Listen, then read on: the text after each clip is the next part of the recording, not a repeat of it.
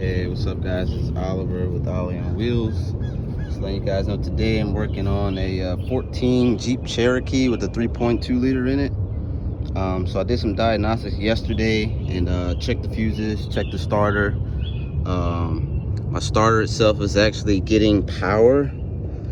Once I tried to start the vehicle, I'm getting my 12 volts to the starter, but it actually isn't starting. So that's typically what I recommend. If you have a no start issue, just check power and check the signal to the starter. And if you got both of those there and it's still not starting, more than likely it's a starter. But today I'm doing a starter on a 14 Jeep Cherokee, not the Grand Cherokee, the Cherokee model. So let's see, go down here. So starter is right there, located between the exhaust manifold. And it's actually my first time doing one of these, so majority of what I looked up said you got an R&R the intake manifold. Well, I'm sorry, exhaust manifold to get it out. But I've already taken that bottom plate out that sits below here. That's in the way. And let's see. Let's get you a better picture. So the starter is here. As far as getting started out, there are two bolts. There's a 15 millimeter here, 15 millimeter there. Typically, once those bolts come out, think it'll give you enough wiggle room to try to wiggle it out. If not, you're gonna have to take this exhaust manifold out of the way. A couple bolts here that hold it at the bottom, and you get 4 at the top. I don't know if you can see it, about 4 at the top that hold it together. So, gonna loosen these bolts to the starter and get back with you shortly. All right, so got the starter unbolted. Let me see.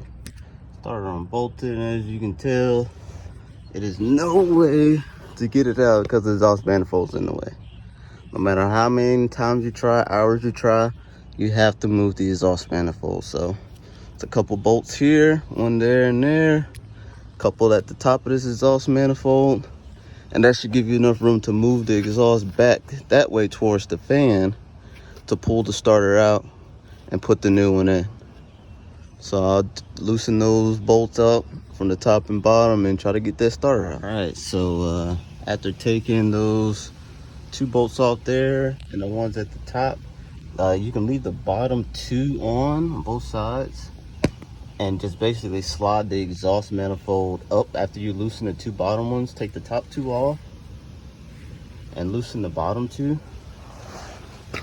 See, I left the, I don't know if you can see, I left that one in and that one got left in.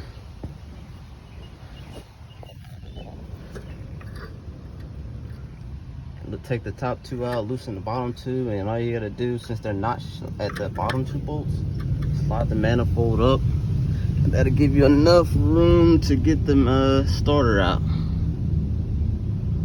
I actually slid it through the back side instead of coming on this side. I slid it.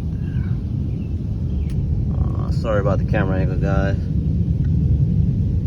I slid it from the opposite way, closer towards the radiator fan, and starter came right out. So,